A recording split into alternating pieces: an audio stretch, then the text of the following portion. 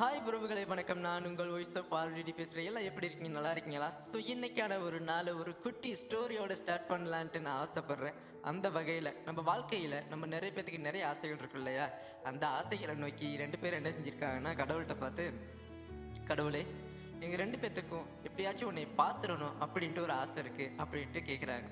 அதுக்கு கடவுள் சொல்கிறாரு, மகனே மகளே, நீ 2 பேருமே ஒவ்வொருத்தரையும் யாரையாச்சும் போயிட்டு காதலிங்க அப்படின்ட்டு சொல்றாரு. அதுக்கு 2 பேரும் கேட்குறாங்க, காதலிச்சாத்தான் உன்னை வந்து பார்க்க ஏடுமா அப்படின்ட்டு கேட்குறாங்க. கடவுள் அதுக்கு சொல்றாரு, ஏன்னா நீங்க 2 பேருமே கூடிய சீக்கிரத்திலேயே ஏமாந்துருவீங்க.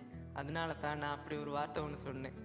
நீங்க எப்படியும் காதலிச்சு எப்படியும் ஏமாறத்தான் போறீங்க. அந்த டிப்ரெஷன்ல நீங்க இறந்துருவீங்க.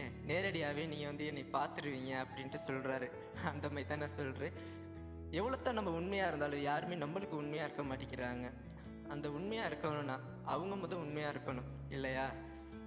காதலிக்கும் போதும் சரி, நம்மளை நம்பி இருக்கவங்களும் சரி, நம்மளோட உறவுகளும் சரி, எல்லாமே உண்மையாக இருந்தால் நம்ம வாழ்க்கையில் நம்ம ஒரு ஏதோ ஒரு ஜெயிச்ச ஒரு ஃபீலிங் ஒன்று வரும் அப்படின்ட்டு என் மனசுக்கு தோணுது.